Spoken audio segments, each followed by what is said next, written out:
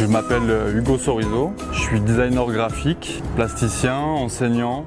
Il y avait deux étapes dans ce projet, donc l'étape des ateliers et l'étape de la réalisation de la fresque.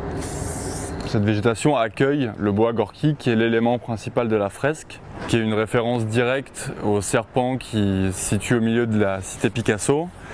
Et de manière allégorique, j'ai transformé ce serpent en chemin de la connaissance, où on voit sur la partie gauche de la fresque les tours nuages qui sont transformés en crayons, avec la tour de Babel, où toutes les langues y sont parlées, avec ce auvent qui se situe devant l'école et qui est en fait le démarrage du chemin de la connaissance sur lequel des personnages viennent cheminer.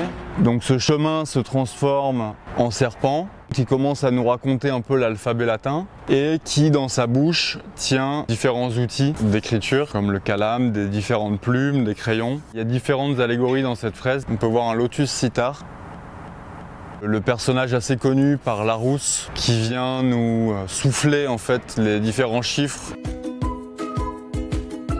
La participation des enfants et de l'école était vraiment un temps assez fort. Il y a un ensemble de protocoles qui a été imaginé en fonction des différentes tranches d'âge, donc avec un travail parfois à l'intérieur de l'établissement et parfois en dehors, où on allait travailler dans le parc Malraux, avec l'observation de flore, de faune qu'on venait dessiner et qui ont servi aussi à créer un langage collectif.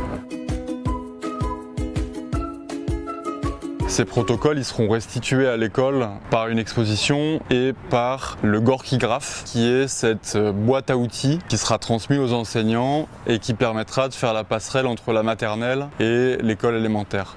Pour venir interroger la fresque, la lire, jouer avec elle et les interroger sur ce qu'ils voient, sur ce qu'ils reconnaissent de leur quartier, sur ce qu'ils reconnaissent de leur programme.